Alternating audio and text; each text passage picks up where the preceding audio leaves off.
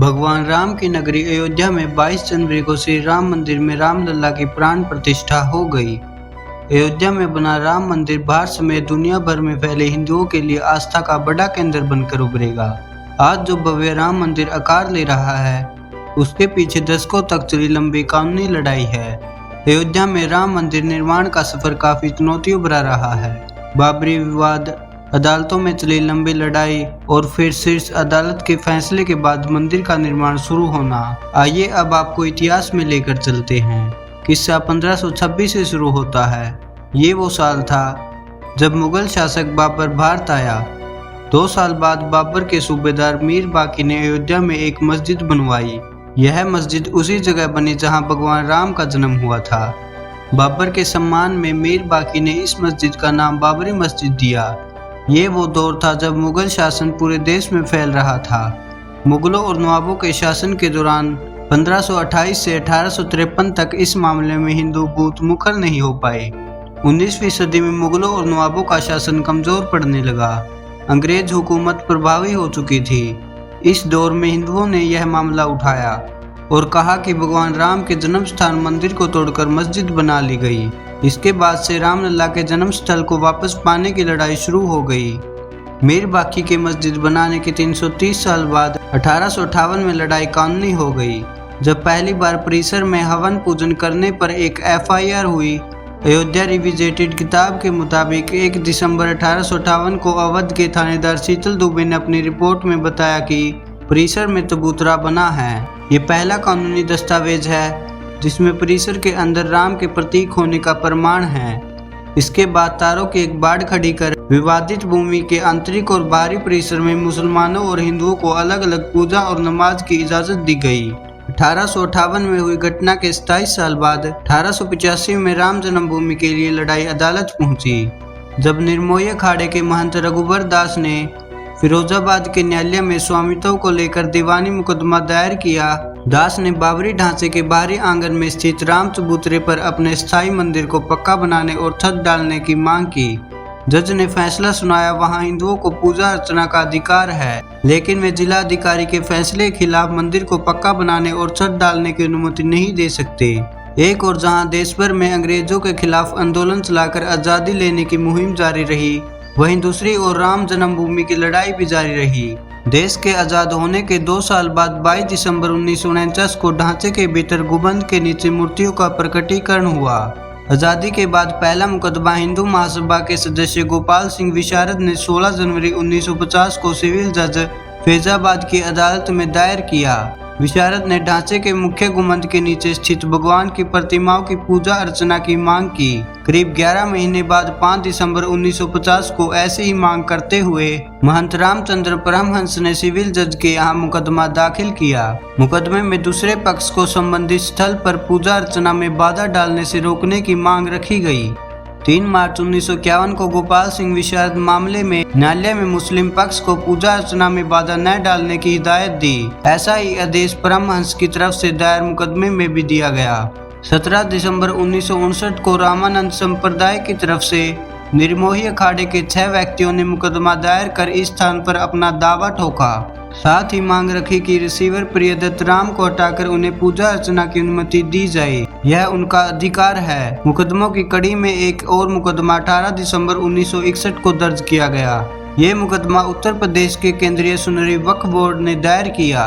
कहा कि यह जगह मुसलमानों की है, ढांचे को हिंदुओं से लेकर मुसलमानों को दे दिया जाए, ढांचे के अंदर से मूर्तियां हटा ली जाए। ये मामले न्यायालय में चलते रहे। फैसले की बात करें तो उससे पहले राम काज के लिए कुछ और आंदोलन की तरफ चलते हैं। बात 1982 की है। ये वो साल था जब विश्व हिंदू परिषद ने राम, कृष्ण और शिव के स्थलों पर मस्जिदों के निर्माण को साजिश करार दिया और इसकी मुक्ति के लिए अभियान चलाने का ऐलान किया। 2 साल बाद 8 अप्रैल 1984 को दिल्ली में संत महात्मा हिंदू नेताओं ने अयोध्या के श्री राम जन्मभूमि स्थल की मुक्ति और ताला खुलवाने को आंदोलन का फैसला किया। मुकदमों की बात हुई तो फिर से कानूनी लड़ाई की ओर चलते हैं और बात फैसले ही करते हैं। एक फैसला 1 जनवरी 1986 को आया, जब फैजाबाद के जिला न्यायाधीश KM पांडे ने स्थानीय अधिवक्ता उमेश पांडे की अर्जी पर इस स्थल का ताला खोलने का आदेश दिया। फैसले के खिलाफ इलाहाबाद उच्च न्यायालय की लखनऊ खंडपीठ में दायर अपील खारिज हो गई। जनवरी 1989 में प्रयाग में कुंभ मेले के दौरान मंदिर निर्माण के लिए गांव-गांव शिला पूजा कराने का फैसला हुआ। साथ ही 9 नवंबर 1989 को श्री राम जन्मभूमि स्थल पर मंदिर के शिलान्यास की घोषणा की गई। काफी विवाद और खींचतान के बाद तत्कालीन प्रधानमंत्री राजीव गांधी ने शिलान्यास की इजाजत दे दी। बिहार निवासी कामेश्वर चौपाल से शिलान्यास कराया गया। 1990 के दशक में आंदोलन तेज हो रहा था। इस बीच सितंबर 1990 को लाल कृष्ण आडवाणी रथ यात्रा लेकर निकले। इस यात्रा ने राम जन्मभूमि आंदोलन को और दार दे दी। देश की राजनीति तेजी से बदल रही थी। आडवाणी गिरफ्तार हुए। गिरफ्तारी के साथ केंद्र में सत्ता परिवर्तन भी हुई। भाजपा के समर्थन से बनी जनता दल की सरकार गिर गई। कांग्रेस के समर्थन से चंद्रशेखर प्रधानमंत्री बने। ये सरकार भी ज्यादा नहीं चली। नए सिरे से चुनाव हुए और फिर एक बार केंद्र में कांग्रेस सत्ता में आई। इस सब के बीच आई वो ऐतिहासिक तारीख जिसका जिक्र किए बिना यह किस्सा पूरा नहीं हो सकता। तारीख थी 6 दिसंबर 1992। इस दिन अयोध्या पहुंचे हजारों कार सेवकों ने विवादित ढांचा गिरा दिया। इसकी जगह इसी दिन शाम को अस्थायी मंदिर बनाकर पूजा अर्चना शुरू कर दी। केंद्र के तत्कालीन पीवी नरसिम्हा राव सरकार ने राज्य की कल्याण सिंह सरकार सहित अन्य राज्यों की भाजपा सरकारों को भी बर्खास्त कर दिया। उत्तर प्रदेश सहित देश में कई जगह सांप्रदायिक हिंसा हुई, जिसमें अनेक लोगों की मौत हो गई। अयोध्या श्री राम जन्मभूमि थाना में ढांचा ध्वंस मामले में भाजपा के कई नेताओं समेत हजारों लोगों पर मुकदमा दर्ज किया गया। इसके साथ ही रामकाज की कानूनी लड़ाई में मुकदमों की संख्या में और इजाफा होने लगा। बाबरी ढहाए जाने के 2 दिन बाद 8 दिसंबर 1992 को अयोध्या में कर्फ्यू लगा था। वकील हरिशंकर जैन ने उच्च न्यायालय की लखनऊ खंडपीठ से गुहार लगाई कि भगवान भूखे हैं, राम भोग की अनुमति दी जाए।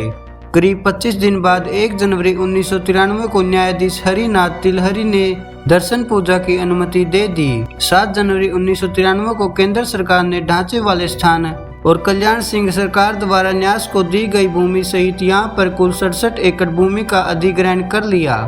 अप्रैल 2002 में उच्च न्यायालय की लखनऊ खंडपीठ ने विवादित स्थान का मालिकाना हक तय करने के लिए सुनवाई शुरू हुई। उच्च न्यायालय ने 5 मार्च 2003 को भारतीय पुरातत्व सर्वेक्षण को संबंधित स्थल पर खुदाई का निर्देश दिया। 22 अगस्त 2003 को भारतीय पुरातत्व सर्वेक्षण ने न्यायालय को रिपोर्ट सौंपी। इसमें संबंधित स्थल पर जमीन के नीचे एक विशाल हिंदू धार्मिक ढांचा होने की बात कही गई। 30 सितंबर 2010 को इलाहाबाद उच्च न्यायालय ने इस स्थल को तीनों पक्षों श्री राम लला विराजमान निर्मोही अखाड़ा और सुंदरी टेंटर वक्फ बोर्ड में बराबर बांटने का आदेश दिया। न्यायाधीशों ने बीच वाले गुंबद के नीचे जहां मूर्ति थी उसे जन्म स्थान माना। इसके बाद मामला सर्वोच्च न्यायालय पहुंचा। 21 मार्च 2017 को सर्वोच्च न्यायालय ने मध्यस्थता से मामले सुलझाने की पेशकश की। यह भी कहा कि दोनों पक्ष राजी हो तो वह भी इसके लिए तैयार है। अयोध्या में राम जन्मभूमि की लड़ाई अब देश की सर्वोच्च अदालत पर पहुंच चुकी थी। 6 अगस्त 2019 को सर्वोच्च न्यायालय ने प्रतिदिन सुनवाई शुरू की। 16 अक्टूबर 2019 को सर्वोच्च न्यायालय में सुनवाई पूरी हुई और कोर्ट ने फैसला सुरक्षित रख लिया। इससे पहले 24 दिन तक लगातार सुप्रीम कोर्ट में सुनवाई हुई। 9 नवंबर 2019 को 134 साल से चली आ रही लड़ाई में अब वक्त था अंतिम फैसले का। 9 नवंबर 2019 को सर्वोच्च न्यायालय ने संबंधित स्थल को राम जन्मभूमि माना और 2.77 एकड़ भूमि रामलला के स्वामित्व की मानी। वहीं निर्मोही अखाड़ा और सुंदरी वक्फ बोर्ड के दावे को खारिज कर दिया गया। इसके साथ ही कोर्ट ने निर्देश दिया कि मंदिर निर्माण के लिए केंद्र सरकार 3 महीने में ट्रस्ट बनाए और ट्रस्ट निर्मोही अखाड़े के एक प्रतिनिधि को शामिल करे। इसके अलावा यह भी आदेश दिया कि उत्तर प्रदेश की सरकार मुस्लिम पक्ष को वैकल्पिक रूप से मस्जिद बनाने के लिए 5 एकड़ भूमि किसी उपयुक्त स्थान पर उपलब्ध कराए। इसी के साथ दशकों से चली आ रही लंबी कानूनी लड़ाई समाप्त हो गई। अब बारी थी निर्माण की। 5 फरवरी 2020 को प्रधानमंत्री नरेंद्र मोदी ने अयोध्या में मंदिर निर्माण के लिए राम जन्मभूमि तीर्थ क्षेत्र ट्रस्ट की घोषणा की। ठीक 6 महीने बाद 5 अगस्त 2020 को अयोध्या में राम मंदिर की आधारशिला रखी गई। 134 साल चली कानूनी लड़ाई के बाद अब अयोध्या में भव्य राम मंदिर का निर्माण पूरा हो गया है। 22 जनवरी 2024 को वह ऐतिहासिक तारीख है जब मंदिर में भगवान राम की प्राण प्रतिष्ठा हुई। 23 जनवरी से मंदिर आम लोगों के लिए खुल जाएगा।